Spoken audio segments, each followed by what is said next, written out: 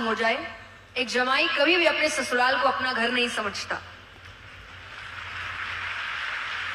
लेकिन शादी के दूसरे दिन ही एक बहू अपने ससुराल को अपना घर समझ लेती है।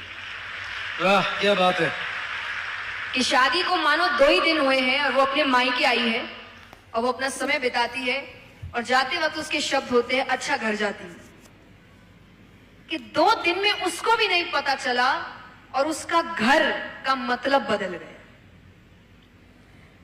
तो देखिए, रिश्ते ऐसे तो हर रिश्ते के लिए कहा गया है कि आपको एक दूसरे को समझना पड़ेगा। ताली दोनों हाथों से बजती है, कोई भी रिश्ता हो, अगर दोनों नहीं साथ में चल रहे हैं तो रिश्ता सुधर नहीं सकता।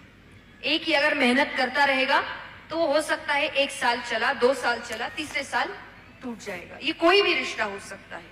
तो चलाना दोनों को पड़ेगा, काम दोनों को करना पड़ेगा। अगर एक भी रुक गया तो ये रिश्ता नहीं चलेगा। तो ये सबसे पहली चीज है। दूसरा जो हमने अभी बात की थी, कॉम्प्रोमाइज, एडजस्टमेंट्स। आपको ये समझना पड़ेगा कि आपका पार्टनर या आपके जिनके साथ भी रिश्ते हैं वो एडजस्टमेंट करे, कॉम्प्रोमाइज ना करे। ये जिम्मेदारी सामने वाले की।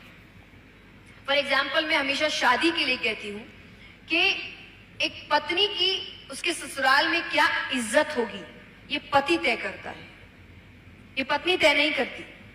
उसका बिहेवियर तय नहीं, कुछ भी तय, ये पति तय करता है। क्यों? क्योंकि वो उसके पीछे आई जी। ये उसके लिए एक नई दुनिया है। अगर मैं किसी नई जगह जा रही हूं और मैं जिसके साथ जा रही हूं वो उस जगह को जानता है तो ऑब्वियसली मैं तो उस पर निर्भर हूं ना, कि मुझे सही रास्ता दिखाना किसका काम है? तुम्हारा। मेरा यहां ध्यान रखना किसका काम है? तुम्हारा।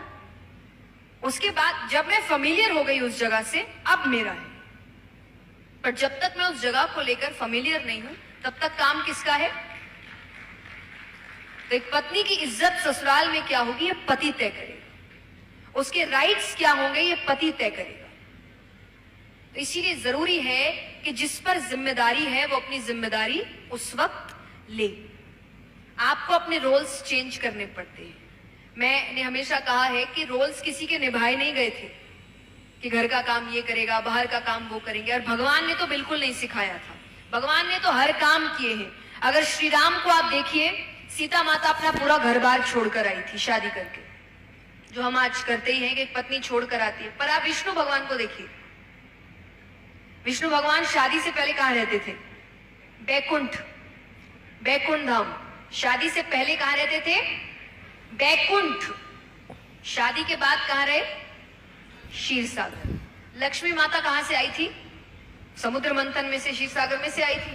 तो असल में विष्णु भगवान कहां रहते हैं? घर जमाई है वो।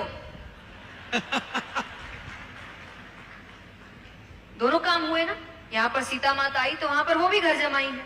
दूसरा रूप देखिए, जब गोपियों की और कृष्ण की बात आती है तो जब शाम का समय होता था भगवान गैया चराकर घर लौटते थे, जो उस वक्त का ऑफिस होता था जी। सुबह निकलते थे, शाम को आते थे। समय समय की बात है। भगवान आते थे, वहां जो गोपियां हैं वो भी दूध दही माखन बेचने जो जाती थी वो लौट कर घर आती थी। यानी काम करने दोनों गए। घर की जिम्मेदारी दोनों के कंधे पर है। तो इसीलिए भगवान ने किसी का एक काम नहीं बनाया था कि ये यही करेगा, वो ही करेगा।